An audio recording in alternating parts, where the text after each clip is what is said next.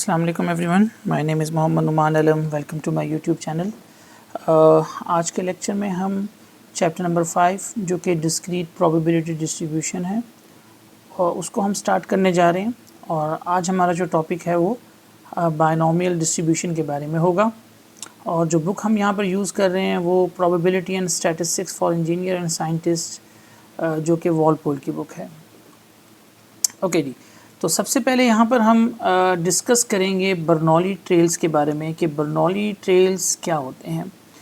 तो Bernoulli trails real life में ऐसे एक्सपेरिमेंट्स होते हैं जिनके दो ही आउटकम्स होते हैं।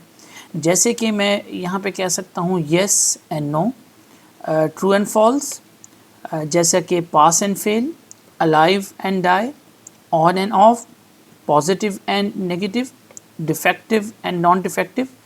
तो जैसा कि आप देख रहे हैं कि ये दो ही आउटकम्स हैं।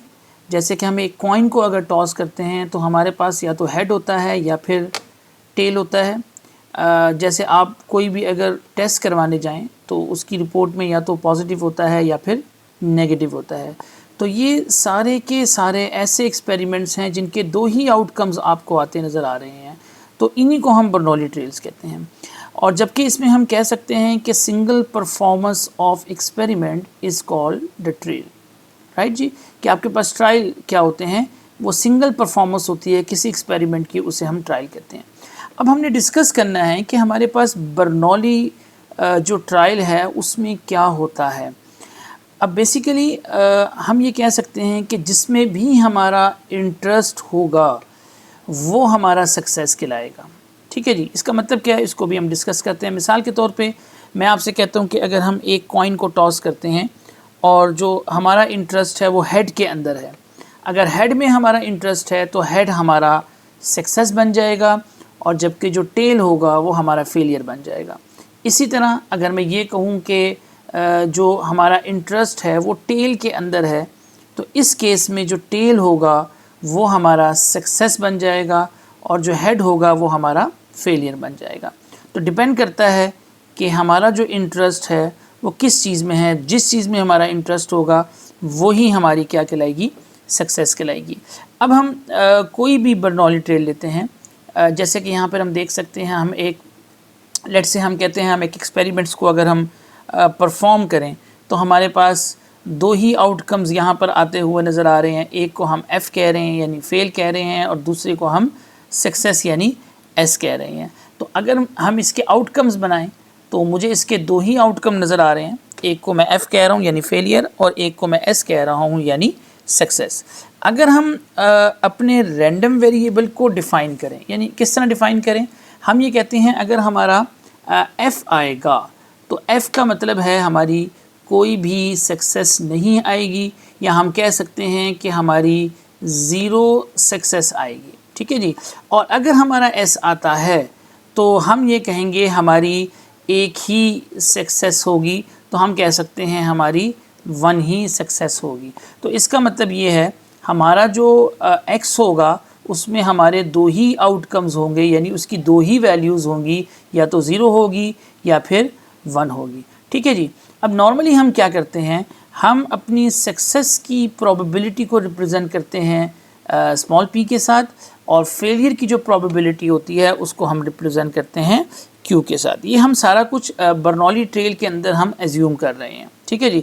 अब हमारे पास प्रोबेबिलिटी ऑफ सक्सेस क्या होगी। अब ज़रा ये बात गौर से देखिए, अगर हम ये कहते हैं हमारे पास अगर ये ज़ीरो आता है, ये वाला ज़ीरो आता है, तो इसका मतलब क्या है, हमारे पास कोई सक्सेस नहीं आएगी। तो इसका मतलब है हमारे पास फेलियर होगा, यानी हमारे पास क्यू होगा। ठीक है जी। इसी तरह हम ये कहते हैं अगर हमारे पास वन आता है तो वन का मतलब ये है हमारे पास सक्सेस आएगी। सक्सेस का मतलब है हमारे पास कौन सी वैल्यू होगी, पी की वैल्यू होगी। तो हम कह सकते हैं कि ज़ीरो जो होगा, ये जो ज़ीरो है ये रिप्रेजेंट कर रहा है नो सक्सेस को। नो सक्सेस का मतलब है फेलियर और फेलियर का मतलब है क्यू। तो हम कह सकते हैं जो हमारा ज़ीरो है, ज़ीरो बेसिकली हमारा जो रिप्रेजेंट कर रहा है वो फेलियर को कर रहा है, प्रोबेबिलिटी ऑफ फेलियर यानी क्यू को कर रहा है। इसी तरह ये जो हमारा वन है, वन का मतलब ये होगा कि एक सक्सेस है और सक्सेस का मतलब होगा पी, तो इसलिए हम कहेंगे ये हमारी पी हो जाएगी। ठीक है जी। इसी तरह एक बात हमने यहाँ पर याद रखनी है कि अगर आपसे पूछा जाए कि प्रोबेबिलिटी ऑफ सक्सेस क्या है, तो हम प्रोबेबिलिटी ऑफ सक्सेस यानी हम P की वैल्यू हाफ़ होगी। हाफ़ क्यों होगी? क्योंकि लाजिम बात है, अगर आप एक्सपेरिमेंट को परफॉर्म कर रहे हैं तो दोनों के आने के चांसेस इक्वली लाइकली है, यानी वो हमारा फेलियर भी आ सकता है, सक्सेस भी आ सकता है। इसलिए हमारे पास जो प्रोबेबिलिटी ऑफ सक्सेस है वो हाफ़ होगी, यानी दोनों के आने के चांसेस 50% है। इसलिए हम कह सकते हैं the probability of success is half. ठीक है जी। अगर लेट से हम यहाँ पर सेकंड ट्रायल करें, तो अब मिसाल के तौर पे हम ये कहते हैं कि हमारा जो पहली दफ़ा हमने जो एक्सपेरिमेंट परफॉर्म किया था उसके अंदर हमारे पास फेलियर आया था, यहाँ जो आपको पहले केस में नज़र आ रहा है। अब हम जब दूसरा ट्रायल करेंगे तो हमारे पास फिर यहाँ पर अगेन दो ऑप्शन है, तो हो सकता है कि फेलियर आ जाए या फिर सक्सेस आ जाए। और इसी तरह अगर हमारे इस केस में जो था वो सक्सेस आया था, तो यहाँ से भी हमारे दो ऑप्शंस हैं, या तो फेलियर आ सकता है या फिर हमारे पास सक्सेस आ सकता है। अगर हम इसके भी आउटकम्स बनाएं तो आपको नज़र आ रहा है इसके 4 आउटकम्स होंगे। किस तरीके से? एक हमारा बन जाएगा FNF बन जाएगा, यानी दोनों फेलियर। एक बन जाएगा FNS, अगर हम यहाँ से फॉलो करेंगे FNS बन जाएगा। इसी तरह एक हमारे पास बनेगा SNF और एक हमारे पास बनेगा SNS। तो इस केस में हमारे पास जो आउटकम्स आ रहे हैं वो 4 आ रहे हैं। तो हमारे पास यहाँ पर अब नंबर ऑफ़ सक्सेसेस क्या होंगे? अगर हम पहले ऑप्शन को देखें तो इसमें हमारे पास कोई सक्सेस नहीं है, इसलिए मैं इसको 0 असाइन कर रहा हूँ। अगर दूसरे केस में देखेंगे तो हमारे पास एक ही एक्सेस है, तीसरे केस में भी एक ही सक्सेस है, और जो चौथा केस है उसमें हमारे पास 2 सक्सेस होगी। तो हमारी जो यहाँ x की वैल्यू है वो 0, 1, 1 एंड 2 होगी। ठीक है जी। और यहाँ पर भी अगर मैं सेकंड ट्रायल की बात करूँ तो यहाँ पर भी हमारे पास जो प्रोबेबिलिटी ऑफ सक्सेस है वो कितनी होगी? वो भी 1/2 होगी, यानी वो भी चेंज नहीं होगी। लाज़िम बात है, हम इस केस में हमारी ये भी इक्वली लाइकली इवेंट्स ही है। और एक इम्पॉर्टेंट बात जो हमने यहाँ पर देखनी है, the outcomes of previous tosses does not effect the future tosses. क्या मतलब है? अगर हम फर्स्ट ट्रायल की बात करें तो यहाँ पे लेट से हम हेड और टेल की अगर हम बात करते हैं तो पहले केस में अगर हमारी हेड की प्रोबेबिलिटी हाफ़ आई थी, तो सेकंड केस जो है, यानी सेकंड जो है आपके पास जो भी आउटकम्स होगा वो पहले की वजह से इफ़ेक्ट नहीं होगा। ठीक है जी। उसका पिछले वाले से कोई ताल्लुक़ नहीं होगा, यानी वो इंडिपेंडेंट होंगे। तभी हम ये लिख रहे हैं the outcomes of the previous tosses. मैं यहाँ पे इसको टॉसेस कह रहा हूँ, आप ट्रायल भी कह सकते हैं। Does not effect the future trial, यानी जो आगे आने वाले ट्रायल होंगे वो पिछले वाले से इफ़ेक्ट नहीं होंगे। अब यहाँ पर कुछ ऑब्जर्वेशंस हैं जो आपने यहाँ पर देखनी है। नंबर 1, हम ये देख रहे हैं कि बर्नौली ट्रायल्स ऐसे ट्रायल्स हैं जिसके सिर्फ 2 ही आउटकम्स हैं, 2 से ज़्यादा आउटकम्स नहीं हैं। मैंने आपको ऊपर एग्जांपल्स भी दी, जैसे हमने कहा कि अगर हम कोई प्रोडक्ट टेस्ट करते हैं तो या तो वो डिफेक्टिव होगा या फिर नॉन डिफेक्टिव होगा, या जब हम कॉइन को टॉस करेंगे तो या तो वो आपके पास हेड आएगा या टेल आएगा। इसी तरह हमने कहा अगर हम कोई अपना टेस्ट करवाने जाते हैं तो या तो उसका रिज़ल्ट पॉजिटिव होता है या नेगेटिव होता है। तो इस तरह के सारे एक्सपेरिमेंट्स जिसके 2 ही आउटकम्स आपको आते नज़र आ रहे होते हैं वो हमारी बर्नौली ट्रायल्स, यानी हम बाइनोमियल की तरफ मूव करेंगे। दूसरी इंपॉर्टेंट चीज़ हमने यहाँ पर क्या की कि आउटकम्स तो 2 हमें नज़र आए। दूसरे हमने कहा कि जो हमारी प्रोबेबिलिटी ऑफ सक्सेस होगी उसको हम P से रिप्रेजेंट कर रहे होंगे। अब इम्पॉर्टेंट चीज़ यहाँ पर सबसे ज़्यादा क्या है कि सक्सेस की प्रोबेबिलिटी हमें कैसे पता चलेगी? तो याद रखना है जिसमें भी हमारा इंटरेस्ट होगा वो हमारी प्रोबेबिलिटी ऑफ सक्सेस बन जाया करेगी। तो प्रोबेबिलिटी ऑफ सक्सेस को हम P से रिप्रेजेंट करेंगे और प्रोबेबिलिटी ऑफ फेलियर को हम Q से रिप्रेजेंट कर रहे होंगे। ठीक है जी। तीसरी चीज़ आप यहाँ पर देखेंगे कि जो आपके पास हर दफ़ा यानी हर ट्रायल में, अगर आप पहले ट्रायल की बात करेंगे तो जो प्रोबेबिलिटी ऑफ सक्सेस पहले ट्रायल में थी वही probability of success second trial में होगी। अगर मैं इस प्रोसेस को आगे कंटिन्यू रखूं और थर्ड ट्रायल पे चला जाऊं तो वहाँ पर भी प्रोबेबिलिटी ऑफ सक्सेस भी क्या होगी? 1/2 होगी। तो तीसरी इंपॉर्टेंट बात हमने यहाँ पर क्या देखी है कि जो सक्सेस की प्रोबेबिलिटी होती है वो ट्रेल टू ट्रेल कांस्टेंट रहती है, यानी वो चेंज नहीं होगी आपके पास। और फोर्थ इंपॉर्टेंट चीज़ हम ये देख रहे हैं कि हर आने वाला ट्रायल जो होगा वो पिछले ट्रायल के ऊपर डिपेंड नहीं कर रहा होगा, उसका उससे कोई ताल्लुक नहीं होगा। तो इसी के बेस पर यहाँ पे हम बाइनोमियल डिस्ट्रीब्यूशंस को डिफ़ाइन करते हैं। और बाइनोमियल को हम कैसे डिफ़ाइन कर सकते हैं? इन statistics and probability theory the binomial distribution is the probability distribution that is discrete. पहली बात तो याद रखनी है कि जो भी बाइनोमियल डिस्ट्रीब्यूशंस होंगे वो हम डिस्क्रीट रैंडम वेरिएबल्स के लिए डिफ़ाइन करेंगे, कॉन्टीन्यूस के लिए नहीं करेंगे। And is applicable to events having only two possible results in an experiment, either success और फेल। जैसे कि हमने पहले बताया था कि बाइनोमियल डिस्ट्रीब्यूशन में आपने याद रखना है कोई भी एक्सपेरिमेंट जो आप परफॉर्म करेंगे उसके आपके पास दो ही आउटकम्स होने चाहिए, एक को हम सक्सेस कहा करेंगे और एक को फेलियर कहेंगे। जैसे मैंने पहले भी बताया था कि सक्सेस आपका वो होगा जिसमें आपका इंटरेस्ट होगा, वो हमें क्वेश्चन में बाकायदा बता दिया जाएगा। अब इसकी कुछ इंपॉर्टेंट प्रॉपर्टीज़ हैं जो मैंने अभी डिस्कस की थी। नंबर 1 प्रॉपर्टी इसमें क्या है? The binomial distribution is based on the following characteristics. Number 1, the experiment contain the fix number of trials. Fix number of trials का मतलब जैसे पिछले केस में मैंने 2 ट्रायल्स लिए थे, आप 3 ले सकते हैं, 4 ले सकते हैं, मगर वो फिक्स नंबर ऑफ ट्रायल्स होने चाहिए, या तो 1 होंगे या 2 होंगे या 3 होंगे या 4 होंगे, यानी फाइनाइट होंगे। दूसरी बात वो ये कह रहा है each trial results in one of two outcomes either success और फेलियर। ये भी अभी हमने डिस्कस किया है कि जो भी ट्रायल होगा उसके 2 ही आउटकम्स हुआ करेंगे, ठीक है, एक को हम सक्सेस कहेंगे और एक को हम फेलियर कहेंगे। थर्ड में हम क्या कह रहे हैं, जो सक्सेस की प्रोबेबिलिटी है उसको हम P से डिनोट करेंगे and it's remain the same from trial to trial. अभी मैंने आपको पहले बताया था पिछले केस में भी कि सक्सेस की प्रोबेबिलिटी ट्रायल टू ट्रायल वो क्या रहती है, कांस्टेंट रहती है, वो चेंज नहीं होती है। And all the n trials are independent, जितने भी ट्रायल्स करेंगे वो इंडिपेंडेंट होंगे। जैसे पिछले केस में मैंने 2 ट्रायल्स लिए थे और मैंने आपको बताया था कि जो सेकंड ट्रायल था वो फर्स्ट की वजह से इफ़ेक्ट नहीं हो रहा था, यानी ये इंडिपेंडेंट थे। तो अगर ऐसा कोई भी क्वेश्चन जिसमें ये 4 प्रॉपर्टीज़ हमारे पास फुलफ़िल हो रही होंगी तो वो हमारे पास बाइनोमियल डिस्ट्रीब्यूशन का क्वेश्चन ही होगा। अब हम इसकी फॉर्मूलेशन की बात करते हैं कि बाइनोमियल डिस्ट्रीब्यूशन को हम किस तरीके से फॉर्मुलेट कर सकते हैं। तो लेट अस कंसीडर, मैं यहाँ पर एक एग्जांपल ले लेता हूँ। अ कॉइन इज़ टॉस 4 टाइम्स। अब देखिए यहाँ पर एक कॉइन को अगर मैं 4 टाइम टॉस कर रहा हूँ तो पहली चीज़ मैंने ये ऑब्ज़र्व करनी है कि वाकई ही ये बाइनोमियल डिस्ट्रीब्यूशन से रिलेट कर रहा है कि नहीं कर रहा। तो आप ये बात देखें, ये जो 4 टाइम कॉइन का टॉस होना है, यहाँ पर हमारे पास नंबर ऑफ़ ट्रायल फिक्स हैं, यानी 4 हैं। तो पहली प्रॉपर्टी इसमें the number of trial n is fixed at 4। Number 2, आप ये देखो कि जो भी कॉइन होगा each coin toss is independent of others, the outcome of one toss does not effect the outcome of the other toss. Obvious सी बात है कि एक कॉइन को अगर 4 दफ़ा आपने टॉस करना है तो फर्स्ट टाइम आपने टॉस किया तो वो फर्स्ट ट्रायल होगा, सेकंड टाइम करेंगे सेकंड ट्रायल होगा, थर्ड टाइम करेंगे थर्ड ट्रायल, एंड इसी तरह 4।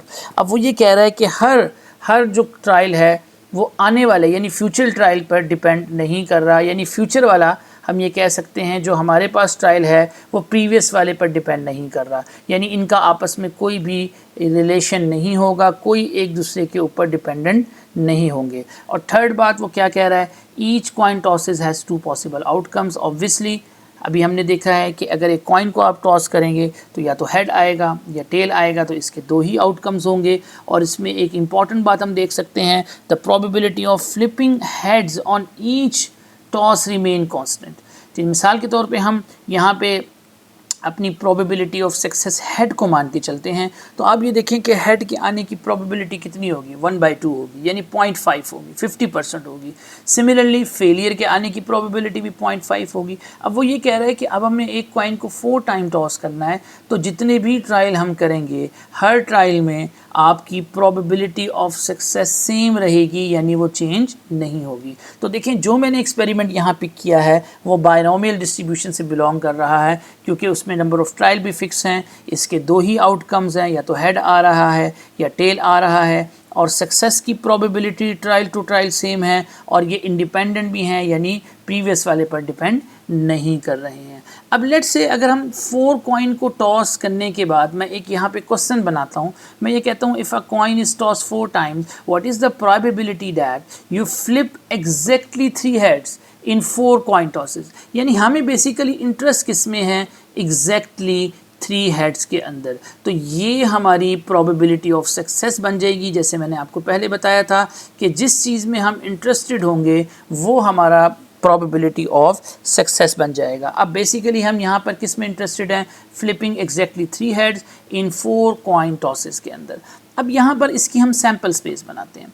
अब सैम्पल स्पेस इसकी क्या बन जाएगी, अब ये ज़रूरी नहीं है कि आप हर क्वेश्चन में सैम्पल स्पेस को बनाएं, क्योंकि मैंने यहाँ पर एक फार्मूला ड्राइव कराना है, इसकी वजह से मैं यहाँ पर ये सैम्पल स्पेस आपको दिखा रहा हूँ। क्योंकि आपके 4 कॉइन टॉस हो रहे हैं, तो 4 कॉइन को टॉस होने पर हमें पता है अगर मैं 2 टू द पावर 4 देखूँ तो मेरे पास ये 16 डिफरेंट ऑप्शंस यहाँ पर बनते नज़र आएंगे। तो पहला ऑप्शन हमें क्या रिप्रेजेंट कर रहा है कि हो सकता है कि चारों के चारों कॉइन पर हेड आ जाए।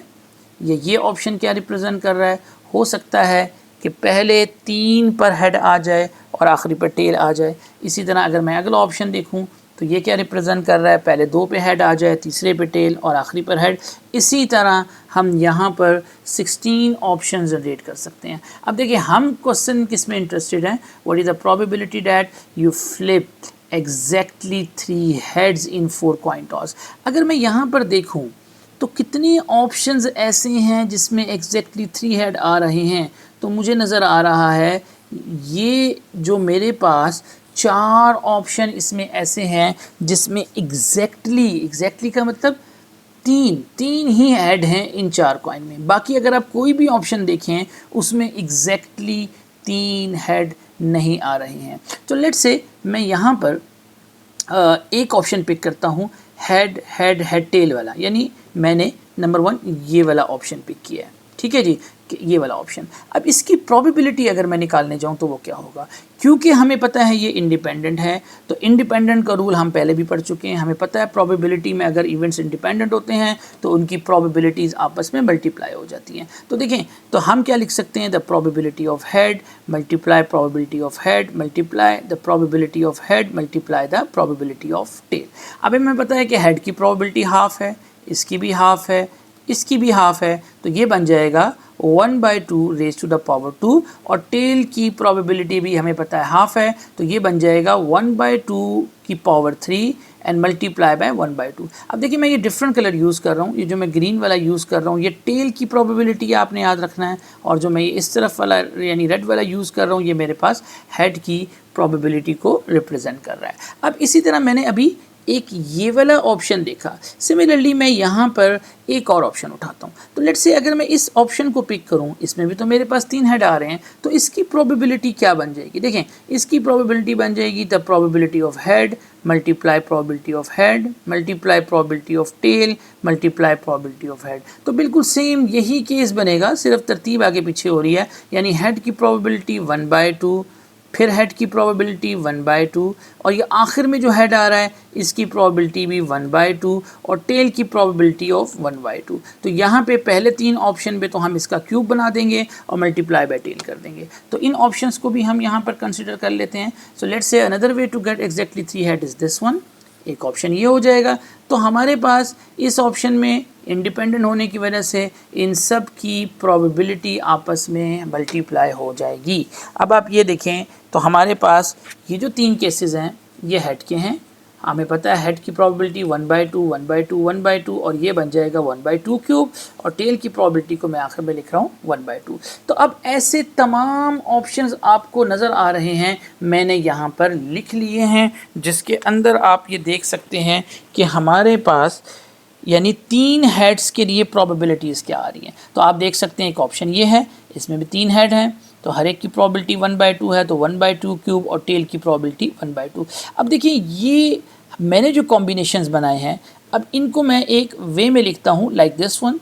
तो देखिए मेरे पास ये 4 ही ऑप्शंस ऐसे थे 1 2 3 एंड 4 जिनके अंदर जिनके अंदर 3 हेड्स आ रहे थे, और ये राइट साइड पर इनकी प्रोबेबिलिटी लिखी हुई है। अब अगर मैं गौर करूँ तो कितने ऐसे अरेंजमेंट्स मुझे नज़र आ रहे हैं जिसमें एग्जैक्टली 3 हेड्स हैं, तो वो मुझे 4 ही अरेंजमेंट्स नज़र आ रहे हैं। मैं इसको अरेंजमेंट क्यों कह रहा हूँ? क्योंकि हर अरेंजमेंट दूसरे से डिफरेंट है।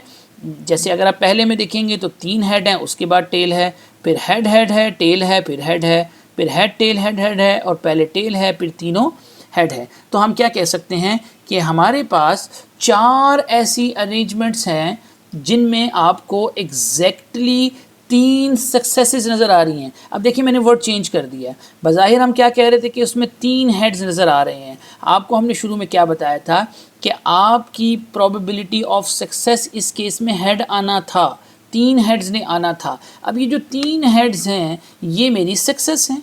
तो मैं ये कह सकता हूँ कि कितनी ऐसी अरेंजमेंट्स हैं जिनके अंदर मेरे पास क्या है जी, सक्सेसेस आ रही हैं। तो आप देख सकते हैं कि 4 ऐसी अरेंजमेंट हैं जिनमें मुझे ये 3 सक्सेसेस यहाँ पर नज़र आ रही हैं। अब ये तो हमने इस तरह काउंट करके देखा। मैथमेटिकल इसका एक वे है, वो क्या है कि अगर हमने देखना है कि इन तरीक़ों को कितने तरीके से अरेंज किया जा सकता है, तो वो क्या वे होगा, 4C3 वेज। ठीक है जी, इसको हम पढ़ते हैं 4 कॉम्बिनेशन 3। इसको हम क्या पढ़ेंगे, the ways to arrange this 3 heads in 4 trials. ठीक है जी, 4 ट्रायल्स से 4 कॉइन को टॉस किया था और इनके अंदर हमने 3 हेड्स को बेसिकली अरेंज किया है। यहाँ पर आप देख सकते हैं, यानी 3 सक्सेसेस हमें चाहिए थी। उनके कितने तरीके हैं, 4C3 वे, और ये एक फार्मूला भी है 4 factorial over 4 - 1 factorial over 1 factorial is equal to 4। आप डायरेक्टली कैलकुलेटर में भी इसको यूज़ कर सकते हैं। अदरवाइज़ मैं ये फार्मूला आपको बता देता हूँ, NCR is equal to this is n factorial over n - r factorial into r factorial. तो देखिए मेरे पास था 4C3, तो आप ऊपर लिख देंगे 4 फैक्टोरियल ओवर 3 फैक्टोरियल और 4 - 3, यानी आपके पास आ जाएगा 1 का फैक्टोरियल। और आप यही देख सकते हैं कि यहाँ पे ये लिखा हुआ है, और इसको फर्दर भी आप सॉल्व कर सकते हैं। बेसिक लेवल पे आपने पढ़ा हुआ है, इसको हम लिख सकते हैं 4 × 3 फैक्टोरियल इंटू 3 फैक्टोरियल, क्योंकि 1 का फैक्टोरियल 1 ही होता है। तो आप देखें आपके पास ये 4 ही बन के आ गया है। तो कॉम्बिनेशंस आपको क्या बताता है, नंबर ऑफ़ वेज बताता है कि कितने तरीके से वो चीज़ आपके पास अरेंज हो रही है।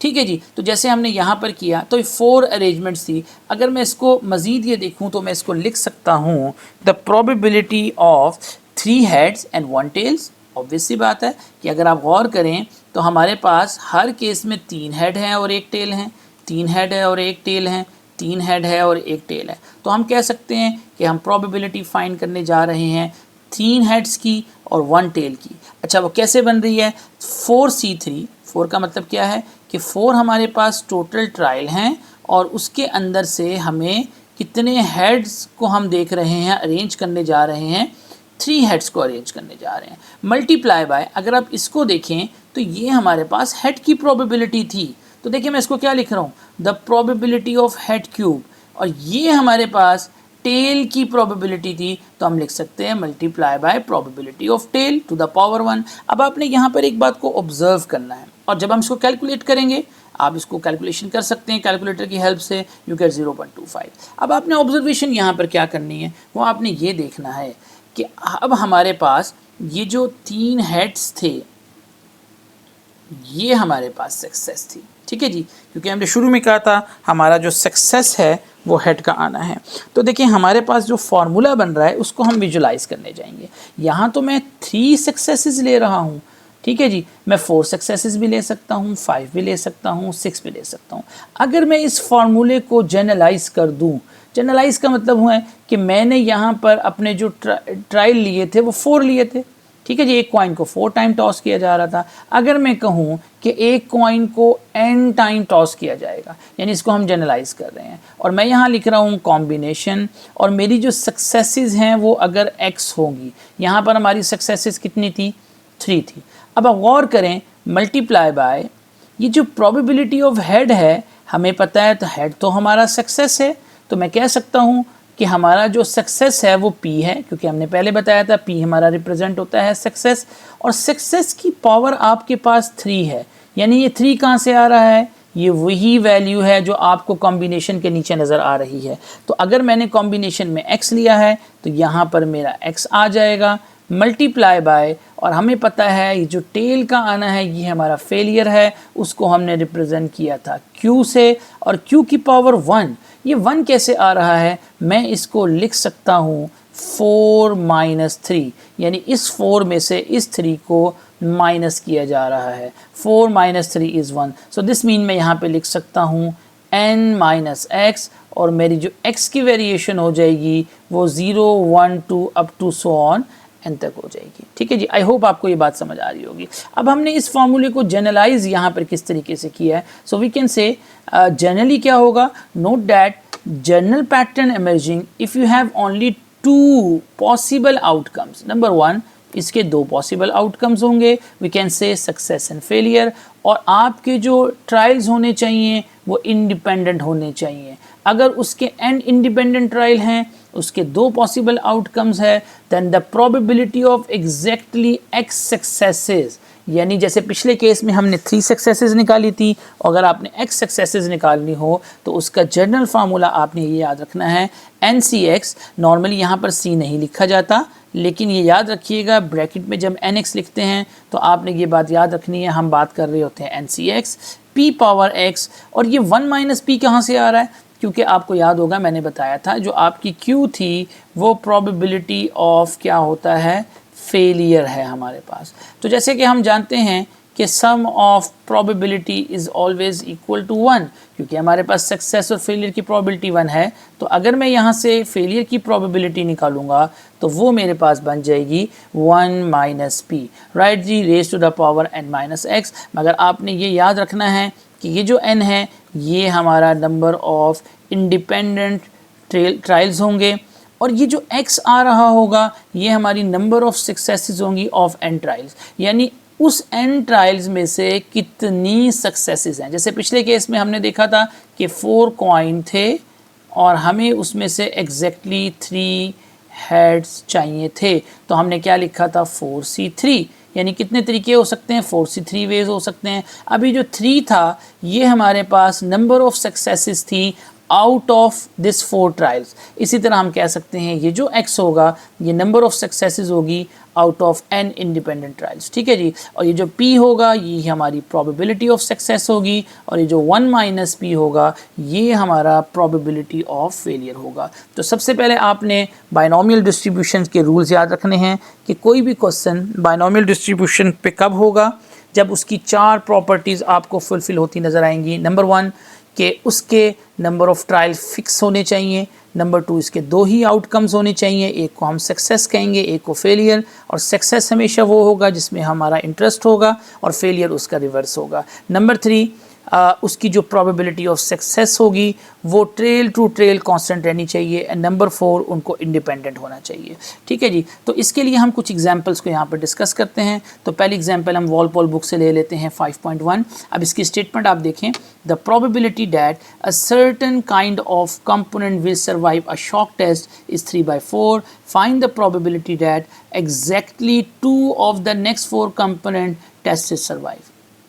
तो पहले हम ये देखते हैं कि ये बाइनोमियल का क्वेश्चन कैसे है। देखिए वो ये कह रहा है कि एक कंपोनेंट को टेस्ट किया जा रहा है। लाज़मी बात है जब एक कंपोनेंट को टेस्ट करेंगे तो उसके 2 ही ऑप्शन हो सकते हैं, या तो वो कंपोनेंट सर्वाइव करेगा या वो कंपोनेंट सर्वाइव नहीं करेगा। तो इसमें आपको 2 आउटकम्स नज़र आ रहे हैं। अब यहाँ पर वो कह रहा है कि टोटल 4 कंपोनेंट को टेस्ट किया जा रहा है, तो इसका मतलब है ये हमारे नंबर ऑफ ट्रायल्स हैं जो कि फ़िक्स हैं, 4 दफ़ा टेस्ट करना, 1 दफ़ा 2 दफ़ा 3 दफ़ा और 4 दफ़ा। तो ये आपके पास बेसिकली n की वैल्यू है, n इज़ इक्वल टू 4, और ये आपको नज़र आ रहा है कि नंबर ऑफ़ ट्रायल जो हैं वो फिक्स्ड हैं आपके पास। ठीक है जी, 2 ही आउटकम्स आपको नज़र आ गए हैं, या तो वो सर्वाइव करेगा या वो सर्वाइव नहीं करेगा। और लाजमी बात है तीसरी बात क्या होगी यहाँ पर कि उसका जो सर्वाइव होना है उसकी प्रोबेबिलिटी 3/4 है, तो हर दफ़ा 3/4 ही रहेगी। फर्स्ट कंपोनेंट को टेस्ट करेंगे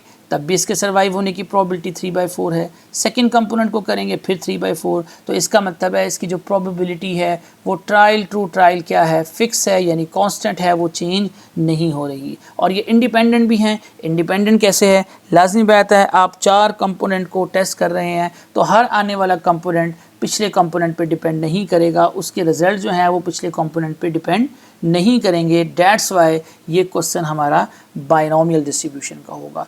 अब हमने यही बातें यहाँ पे लिखी हैं। Number 1, n is the number of trials, in this case the 4 is a trial, और ये फिक्स हैं।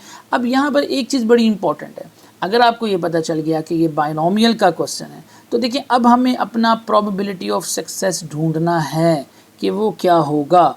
अब यहाँ पर आप अगर आप गौर करें तो वो कह रहा है कि आप find the probability that exactly 2 of the next component test survive. वो कह रहा है 4 में से एग्जैक्टली 2 कंपोनेंट सर्वाइव करेंगे। अब ये जो सर्वाइव होना है ये हमारा यहाँ पे प्रोबेबिलिटी ऑफ सक्सेस होगा। ठीक है जी। तो हम अपने x को क्या करेंगे, x is the number of successes, और हमें एग्जैक्टली 2 कंपोनेंट क्या कर रहे हैं, सर्वाइव कर रहे हैं, राइट जी। अब लाजिम बात है, मैंने आपको बताया था the p is the probability of success on each trial, the probability that the component survive is 3/4। अब देखें क्योंकि हमने सक्सेस किसको माना है, सर्वाइव होने को माना है, और सर्वाइव होने की प्रोबेबिलिटी 3/4 होगी। इसका मतलब हमारा जो यहाँ p बनेगा वो 3/4 बन जाएगा। ठीक है जी, यही बात उसने लिखी हुई है कि आपका जो कंपोनेंट सर्वाइव है उसकी प्रोबेबिलिटी 3/4 है। और अगर आपने Q निकालना है, क्योंकि Q का फार्मूला होता है 1 - p, तो इसको हम सॉल्व कर लेंगे। 1 - 3/4 you get 1/4। This is the probability of failure on each trial, और ये भी फिक्स रहेगी trial to trial. And last thing, the outcomes of one component test does not influence the outcomes of the another component test. मैंने आपको पहले भी बताया था ये इंडिपेंडेंट है कि ये एक दूसरे पर असरअंदाज नहीं हो रहे हैं।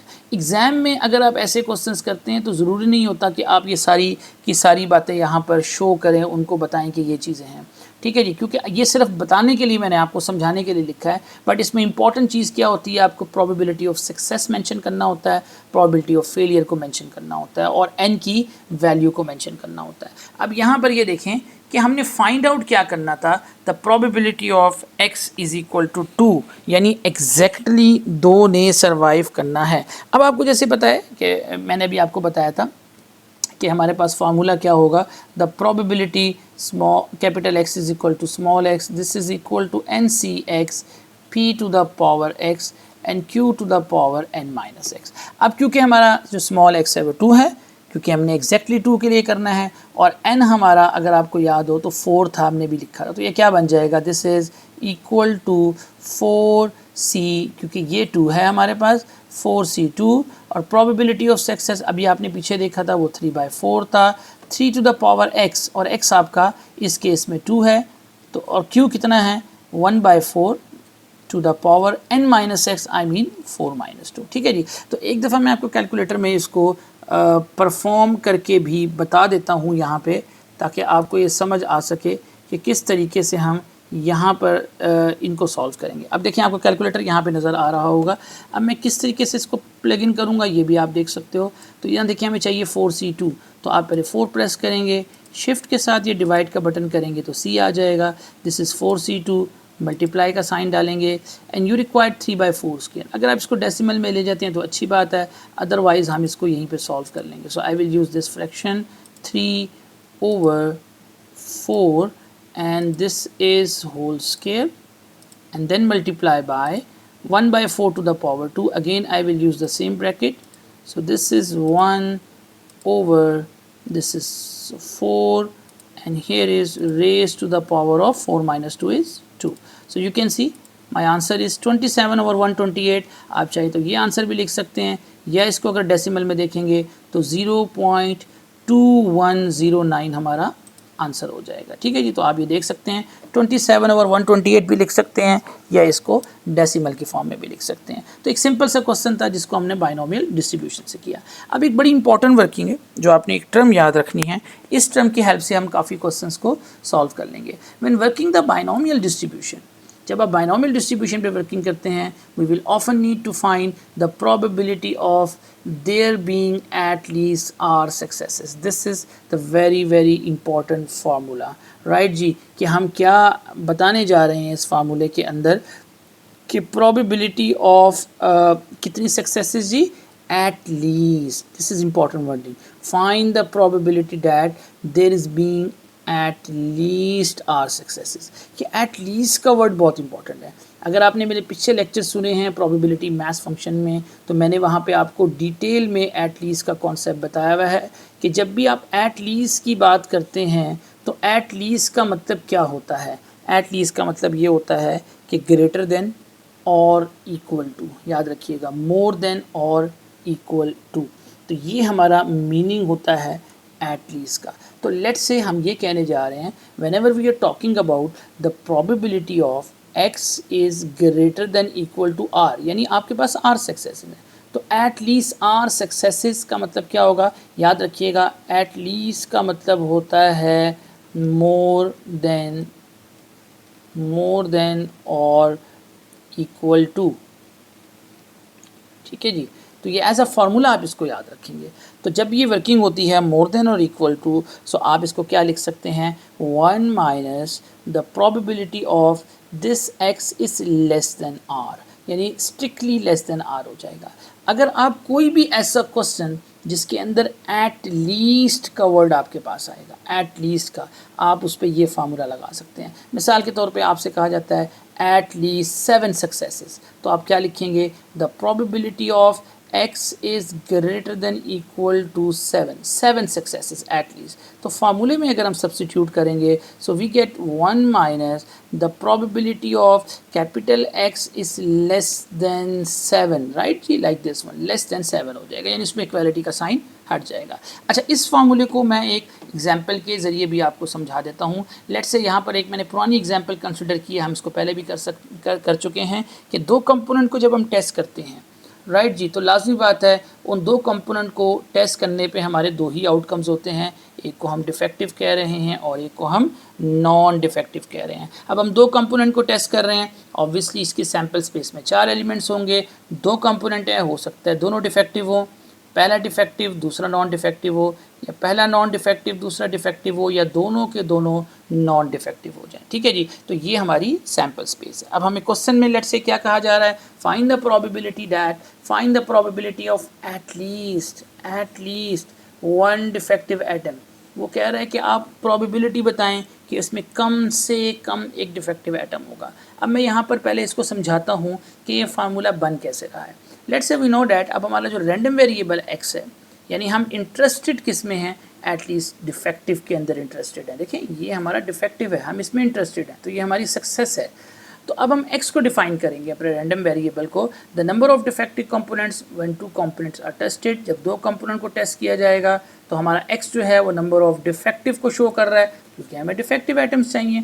अब आपको याद होगा हमने लास्ट टाइम ये डिस्कस किया था कि अगर हमें डिफेक्टिव कंपोनेंट चाहिए तो हम इसको नंबर 2 असाइन करेंगे, क्योंकि इसमें दोनों डिफेक्टिव हैं, इसमें एक है, इसमें भी एक है, और इसमें कोई डिफेक्टिव नहीं है, इसलिए ये 0 है। तो इसका मतलब है जो मेरा x है, रैंडम वेरिएबल है, उसमें 3 ही वैल्यूज़ हो जाएंगी, 0, 1 एंड 2, राइट जी। अब इसमें 0 की प्रोबेबिलिटी हमारे पास क्या होगी, 0 डिफेक्टिव की। अब 0 डिफेक्टिव के केस में हमारा एक ही है, तो इसकी प्रोबेबिलिटी 1/4 हो जाएगी, क्योंकि टोटल 4 हैं। इसी तरह आप यहाँ पर देख सकते हैं 0 के बाद आपके पास 1 डिफेक्टिव के लिए आपके पास कितने ऑप्शन आपको नज़र आ रहे हैं फॉर 1 डिफेक्टिव। तो आप ये देखेंगे कि 1 डिफेक्टिव के लिए आपके पास 2 ही ऑप्शन हैं, ये आपको नज़र आ रहे हैं 2 ऑप्शन 1 डिफेक्टिव के लिए, तो इसकी प्रोबेबिलिटी 2/4 हो जाएगी।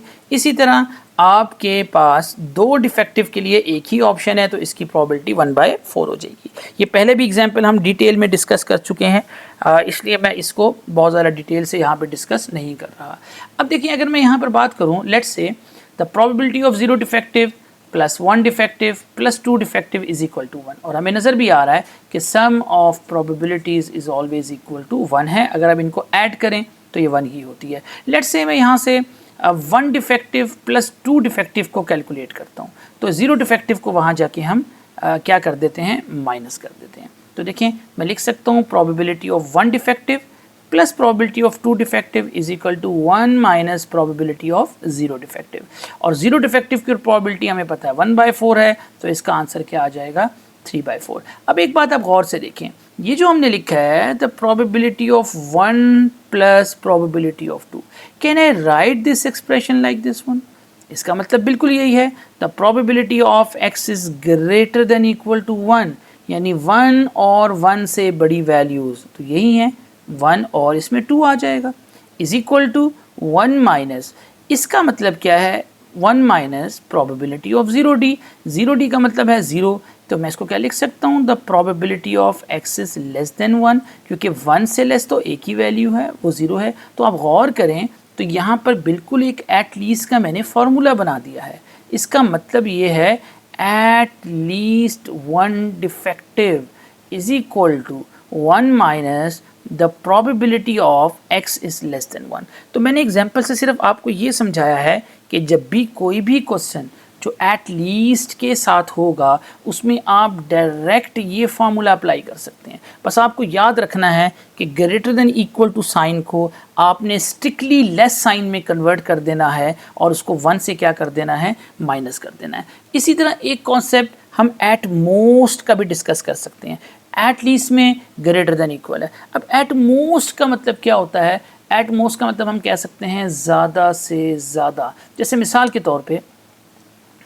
तौर पे यहाँ मैंने एक एग्जांपल बनाई है, एट मोस्ट 2 डिफेक्टिव एटम्स।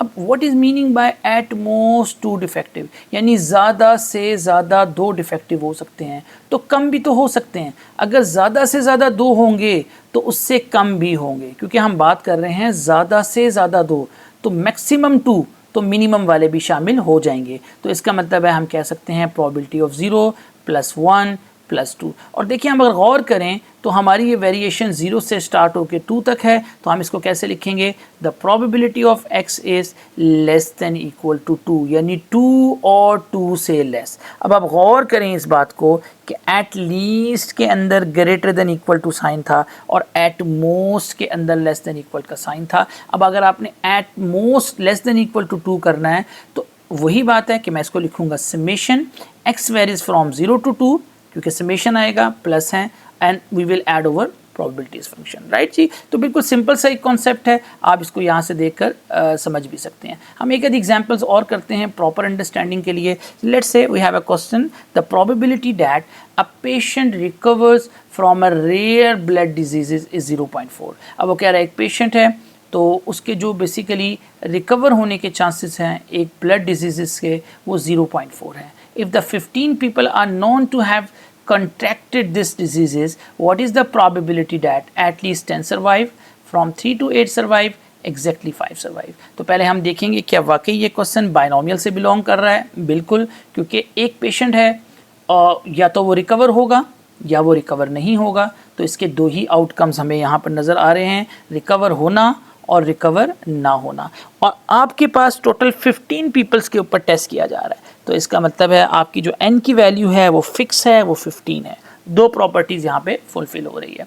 और तीसरी प्रॉपर्टी यहाँ पर हमने देखना है अपनी प्रोबेबिलिटी ऑफ सक्सेस को, वो कैसे पता चलेगी। आपने कभी भी ये नहीं देखना कि अगर यहाँ पर 0.4 दिया हुआ है तो वो प्रोबेबिलिटी ऑफ सक्सेस है, नहीं। इसके लिए आपने सबसे पहले अपनी क्वेश्चंस को रीड करना है। आपका क्वेश्चन कह रहा है you required at least 10 survive, तो ये जो सर्वाइव है ये हमारा सक्सेस होना है, ठीक है जी। तो अगर सर्वाइव हमारा सक्सेस होना है तो ऊपर सर्वाइव होने की प्रोबेबिलिटी 0.4 दी हुई है, ठीक है जी। तो ये हमारी प्रोबेबिलिटी ऑफ सक्सेस है और ये हर दफ़ा जितनी दफ़ा भी टेस्ट किया जाएगा जितने लोगों पर ये यही रहेगी, ये सेम रहेगी, ये चेंज नहीं होगी। और चौथी बात इंडिपेंडेंट भी है, क्योंकि हर आने वाले पर्सन पे जो टेस्ट होगा उसका पिछले वाले पर्सन से कोई रिलेशन नहीं होगा, ठीक है जी। तो ये बाइनोमियल डिस्ट्रीब्यूशन से बिलोंग करता है। अब हम देख सकते हैं कि ये जो है ये हमारी p की वैल्यू हो गई प्रोबेबिलिटी ऑफ सक्सेस यानी 0.4, और ये जो 15 है ये हमारी n की वैल्यू हो गई जो फिक्स है, this is equal to 15। q हमें पता है 0.6 हो जाएगा, कैसे, क्योंकि q होता है 1 - p यानी 1 - 0.4। तो यही चीज़ें हमें रिक्वायर्ड थी। एट लीस्ट 10 का मतलब क्या होगा, अभी मैंने आपको बताया था, आप लिखेंगे the probability of x is greater than equal to 10, right जी। और इसमें फार्मूला क्या पुट होगा, 1 minus the probability of x is less than 10, right जी। अब इसमें एक चीज़ पे आपने केयरफुल रहना है। अब ये जो आपके पास probability of x less than 10 है, तो देखिए 10 से लेस कितनी वैल्यू हैं, 10 से लेस जो वैल्यू हैं वो 0 से स्टार्ट होके 9 तक आएंगी, मगर 10 शामिल नहीं होगा। तो मैं यहाँ पर यूज़ करूँगा समेशन का कॉन्सेप्ट। क्यों? क्योंकि वैल्यूज़ जब एक से ज़्यादा होंगी तो मैं हमेशा समेशन यूज़ करूँगा, ये सिंपल है। So I can write x is equal to from 0 to 9, right जी, क्योंकि x लेस देन 10 का मतलब है कि स्टार्टिंग फ्रॉम 0 अप टू 9, 10 शामिल नहीं होगा। अब यहाँ पर हमने बाइनोमियल का फार्मूला लगाना है। अब आपने एक ट्रिक को समझना है। ट्रिक ये है कि अगर मैं यहाँ पे फार्मूला लगाता हूँ, फार्मूला होता है NCX। अब मेरा n 15 है तो मैं यहाँ लिखूँगा 15C। अब देखिए यहाँ पर x की वैल्यू आनी है। अब हमें क्या पता कि कौन कौन सा x आना है। एक तरीका तो ये है कि मैं 1 बाय 1 इसको सॉल्व करूँ। पहले x को इधर 0 लगाऊं, फिर एक वैल्यू बनाऊं, फिर प्लस x को 1 लगाऊं, फिर प्लस x को 2 लगाऊं, और ये प्रोसेस चलते चलते 9 तक ले जाऊं। मगर इसमें प्रॉब्लम ये है कि ये बहुत ज़्यादा टाइम टेकिंग होगा। तो हम क्या करेंगे, कैलकुलेटर में एक छोटी सी ट्रिक समझेंगे जिसकी हेल्प से इसको कैलकुलेट कर लेंगे। तो मैं यहाँ पर अपने जनरल फार्मूले का x ही यूज़ करूँगा, 15cx NCX। आगे होता है p to the power x, यानी p है 0.4 टू द पावर x, और q है 0.6 to the power n minus x होता है, क्योंकि n हमारा 15 है। So I can write 15 minus x, right जी। सो मैं फिर रिपीट कर रहा हूँ कि यहाँ पर जब आपके पास समेशन आएगी तो आप अपने x को ही यहाँ पर यूज़ करेंगे, राइट जी। तो अब हम देख लेते हैं, मैंने यही वर्किंग यहाँ पर शो की है। एटलीस्ट 10 सर्वाइव का मतलब हमारे पास प्रोबेबिलिटी ऑफ सक्सेस, क्योंकि 0.4 थी, फेलियर आपके पास 1 माइनस 0.4 यानी 0.6 है, राइट जी। अब हमने ये फाइंड करना था, at least 10 successes, so 1 minus the probability of x is less than 10। अब देखिए मैंने ये वर्किंग वही जो भी आपको दिखाई है कि समेशन, बिकॉज लेस देन 10 का मतलब summation x varies from 0 to n, and क्योंकि फार्मूले में जनरल फार्मूला आपने याद रखना है, this is NCX and p to the power x and q to the power n minus x। तो NCX, n हमारा इस केस में 15 है। अब x को आपने x ही रहने देना है, ठीक है जी, और p 0.4 था और आपका q n माइनस एक्स था। अब मैं आपको इसमें एक ट्रिक बताऊंगा जो हम with the help of calculator करेंगे। अब यहाँ पर देखें, एक तरीका तो मैंने आपको बताया कि मैं यहाँ x को वेरिएशन दूँ, पहले 0 रखूँगा सब में, फिर प्लस करूँ, फिर 1 रखूँ, लेकिन ये बहुत टाइम टेकिंग है। अब आपने सिर्फ यहाँ पर ये समझना है कि मैं इसको सारे को कैलकुलेट कैसे करूँगा। अब आपने थोड़ा सा केयरफुली यहाँ पर देखना है कि कैलकुलेटर में आपने कैसे एक स्टेप में आंसर देना है। So you can right 1 minus.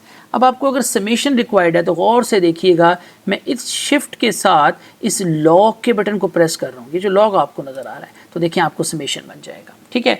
चलिए सबसे पहले आप इस एरो की हेल्प से वेरिएशन डालेंगे। So we required from 0 to 9, ठीक है जी।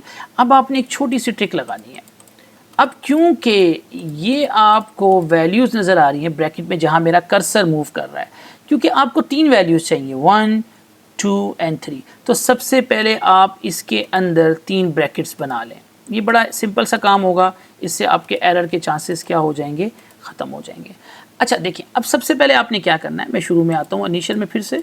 पहली ब्रैकेट को अगर मैं गौर करूँ तो मुझे अपनी पहली ब्रैकेट में क्या रिक्वायर्ड होगा, ठीक है जी। पहली ब्रैकेट में मुझे जो है वो रिक्वायर्ड है 15cx। तो देखिए मैं लिखूँगा 15। अब c डालने के लिए हमें पता है शिफ्ट डिवाइड। अब बच्चों यहाँ पर एक चीज़ का ध्यान रखना होगा, वो ये है कि हमें यहाँ पर x की वैल्यू चाहिए। आई थिंक एक ब्रैकेट एक्स्ट्रा लग गई है, मैं इसको ज़रा थोड़ा सा, हाँ जी अब ठीक है।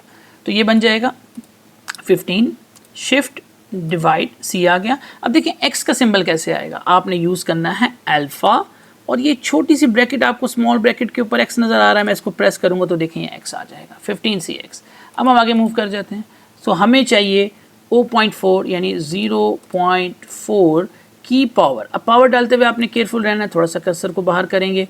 पावर के लिए ये बटन है, और x चाहिए तो अगेन अल्फ़ा और स्मॉल ब्रैकेट, ठीक है जी। आगे मूव करेंगे। अब आपको चाहिए 0.06, और थोड़ा सा बाहर मूव करके इसको ऊपर जाएंगे, और पावर चाहिए आपको 15 माइनस x यानी अल्फ़ा एंड x।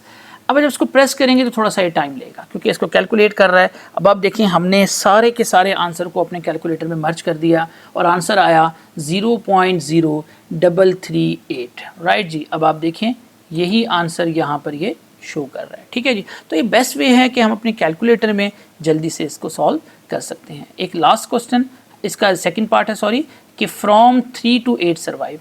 अब फ्रॉम 3 to 8 का मतलब क्या है? फ्रॉम का मतलब है कि 3 भी शामिल होगा और 8 भी शामिल होगा। तो फ्रॉम 3 to 8 का मतलब we are going to find the probability from 3 to 8, right जी। फ्रॉम 3 to 8 यानी आपका रैंडम वेरिएबल 3 से 8 पे लाई कर रहा है। अब देखिए बड़ा सिंपल सा कॉन्सेप्ट है, क्योंकि स्टार्टिंग वैल्यू 3 है, एंडिंग वैल्यू 8 है, तो यहाँ भी हम समेशन यूज़ करेंगे। या दूसरा तरीका ये है कि पहले मैं प्रोबेबिलिटी 3 पे निकालूंगा, फिर प्लस मैं 4 पे निकालूंगा, +5 +6 +7 +8। ये बहुत टाइम टेकिंग प्रोसेस होगा।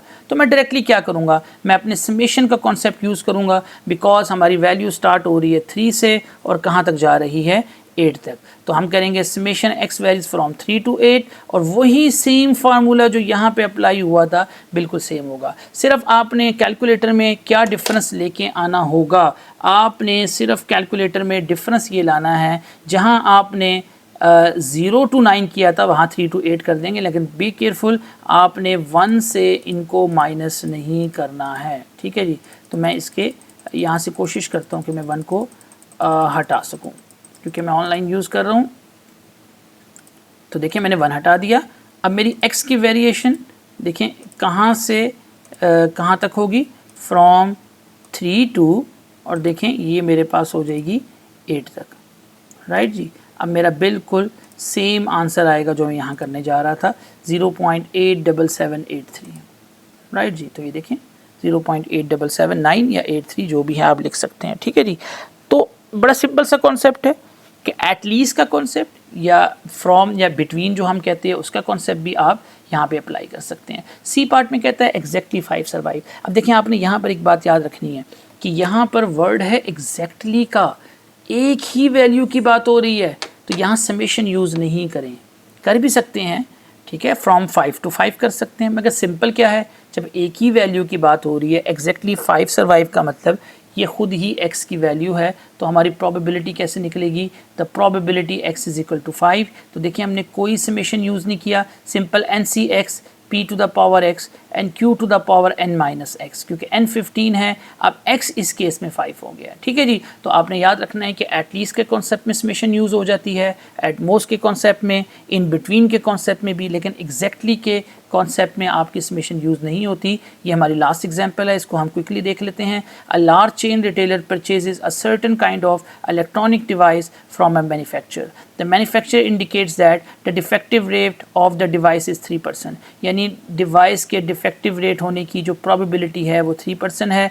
The inspector randomly picks 20 items from the shipment, what is the probability that there will be at least 1 defective item among these 20। आप पहले इसको ऑब्जर्व कर सकते हैं कि ये वाकई बाइनोमियल का क्वेश्चन है, क्योंकि इसके दो ही आउटकम्स होंगे। वो क्या होंगे कि डिफेक्टिव रेट जो है डिवाइस का वो 3% है, यानी डिवाइस या तो डिफेक्टिव होगी या तो डिफेक्टिव नहीं होगी। और इसमें फिक्स आइटम्स हैं, यानी इंस्पेक्टर रेंडमली पिक्स 20 आइटम्स, ये 20 फिक्स नंबर ऑफ ट्रायल्स हैं, आपको नज़र आ रहा है। इंडिपेंडेंस भी है और इसमें प्रोबेबिलिटी ऑफ सक्सेस भी सेम रहेगी। अब हमें कैसे पता चलेगा कि प्रोबेबिलिटी ऑफ सक्सेस कौन सी है? मैंने आपको सिंपल बताया, आप क्वेश्चंस को पढ़ें, what is the probability there will be at least 1 defective item. तो यहाँ पर हम किस में इंटरेस्टेड हैं जी? डिफेक्टिव आइटम में अगर इंटरेस्टेड हैं तो ये हमारी प्रोबेबिलिटी ऑफ सक्सेस है। और देखें डिफेक्टिव आइटम की प्रोबेबिलिटी 3% दी हुई है, सो 0.3, राइट जी। ये आपको नज़र आ रहा है कि 3% मीन 3/100, राइट। तो हम क्विकली इस क्वेश्चन को कर लेते हैं। n की वैल्यू 20 है, प्रोबेबिलिटी ऑफ सक्सेस 3% है, राइट, ये देख सकते हैं। Probability of success 3% mean 0.03, probability of failure q है यानी 1 - p 0.97। अब हमने देखें फाइन क्या करना है, एट लीस्ट 1 डिफेक्टिव। तो मैंने अभी आपको बताया था what is mean by at least 1 defective. So you can write x is greater than equal to 1, और फार्मूले से आप लिखेंगे 1 minus probability of x is less than 1। अब बच्चों एक बात देखें, x इज़ लेस देन 1, 1 से लेस तो एक ही वैल्यू है, तो मैं लिख सकता हूँ probability x is equal to 0, right. So same thing you can see. अब देखिए x इज इक्वल टू 0 पर प्रोबेबिलिटी निकालनी है तो सिर्फ x की वैल्यू हमारे पास क्या है, 0 है, तो हम अपना फार्मूला यूज़ करेंगे यहाँ पे, वो क्या होगा 1 माइनस, अब फार्मूला क्या होता है NCx p to the power x and q to the power n minus x। तो देखिए n हमारा टोटल था 20, c अब x इज इक्वल टू 0 का मतलब x की वैल्यू 0 है और p की वैल्यू हमें 0.03 टू द पावर x और x हमने 0 दिया हुआ है। इसी तरह q आपके पास 0.97 n माइनस एक्स यानी 20 माइनस 0। ठीक है जी, जब आप इसको अपने कैलकुलेटर में डालेंगे, मैंने आपको तरीका बता दिया है, so you get this answer 0.4562। Right जी, तो आप सबसे पहले इन क्वेश्चंस को अच्छी तरह रिवाइज करें क्योंकि नेक्स्ट में हम वॉलपोल की बुक के एक्सरसाइज के 8 से 10 इंपॉर्टेंट क्वेश्चंस करेंगे और वो क्वेश्चंस करने के बाद आप बायनोमियल थ्योरम के हर टाइप का क्वेश्चन इजीली सॉल्व कर सकेंगे। Thank you very much for watching this video.